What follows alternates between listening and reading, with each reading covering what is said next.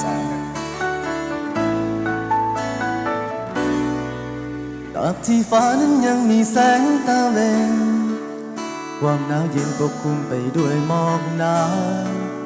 ชีวิตเปรียบเหมือนดังดอกหญ้ายามเสาเบ่งบานยามแรงแห้งเหี่ยวไป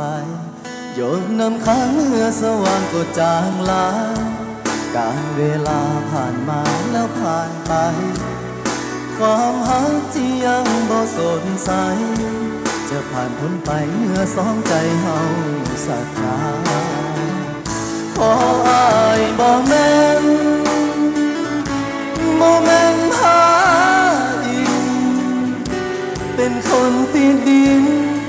มีฮักมีสังดังคนทั่วไปก็ได้แต่หวังว่าน้องนั้นสิเข้าใจบ่ได้หวังกำไรสิหยอกลิ้นกินแล้วสาวนี้อ้ายยังหวังฮักจริงและห่วงหาปรารถนาเพียงน้องคนนี้ทานน้ำเขาว่าเป็นเศรษฐี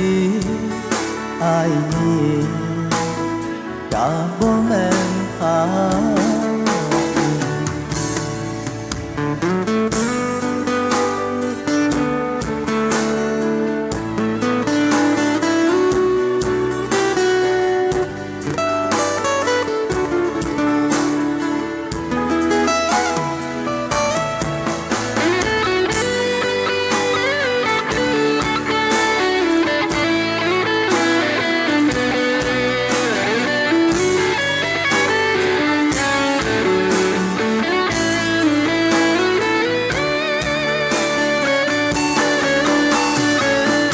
ขออ้ายบ่แม่นหาอินเป็นคนติดดินมีฮักมีสังดังคนทั่วไป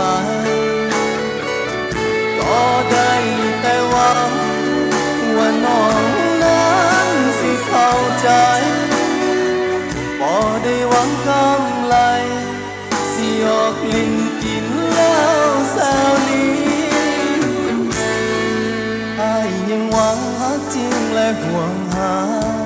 ปรารถนาฮักเพียงน้องคนนี้ทางน้ำเขาว่าเป็นเศรษฐีอ้ายนี่กะบ่แม่นอ้ายนี่กะบ่แม่นหาอิน